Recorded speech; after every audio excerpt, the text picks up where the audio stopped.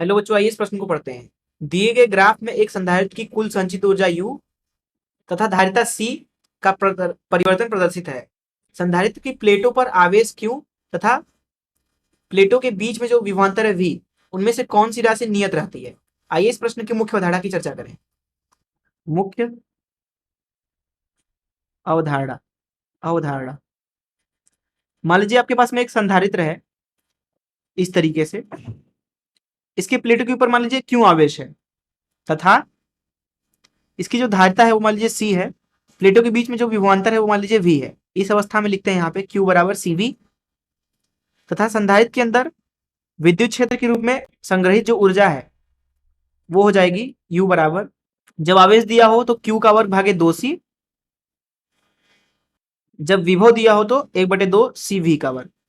क्या हो कि हम C को ही बदलने लगे। C को ही अगर हम बदलें तो C को बदल सकते हैं दो स्थितियों में। या तो यहां पे हम ले लेते हैं V को नियत, या फिर दूसरी स्थिति में ले लेते हैं आवेश को नियत। तो जब हम विभव को नियत रख करके C को बदलते हैं तो हम इस्तेमाल करेंगे U बराबर 1/2 CV का वर्ग। V तो नियत है तो यहां से बोल सकते हैं कि U है C के सीधे सीधे अनुक्रमानुपाती है। तो यहाँ पे जो ग्राफ बनेगा वो एक सरल रेखा होगा। y अक्ष पे ले लीजिए U, x अक्ष पे ले लीजिए C। तो जिस तरीके से C बढ़ेगा उस तरीके से U भी बढ़ेगा सरल रेखा में, इस तरीके से।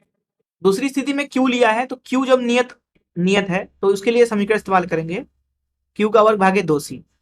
तो यहां से देख सकते हैं कि U जो है वो व्युत्क्रमानुपाती है C के। तो यहाँ पे ग्राफ जो बनेगा इस तरीके से, U है y अक्ष पे, C है x अक्ष पे, इस तरीके से बनेगा।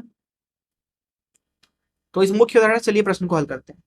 प्रश्न में देखिए बोला जा रहा है कि संधारित्र के अंदर कुल संचित ऊर्जा U है, उसकी धारिता C है। तो बोला जा रहा है कि प्लेट पर आवेश Q तथा विभवांतर V में कौन सी राशि नियत है। तो ग्राफ अगर इस तरीके का है तो इसका मतलब है कि U है व्युत्क्रमानुपाती C के। ऐसा तब होता है जब आवेश नियत हो। आवेश नियत हो, हमने जैसा कि मुख्य अवधारणा में देखा।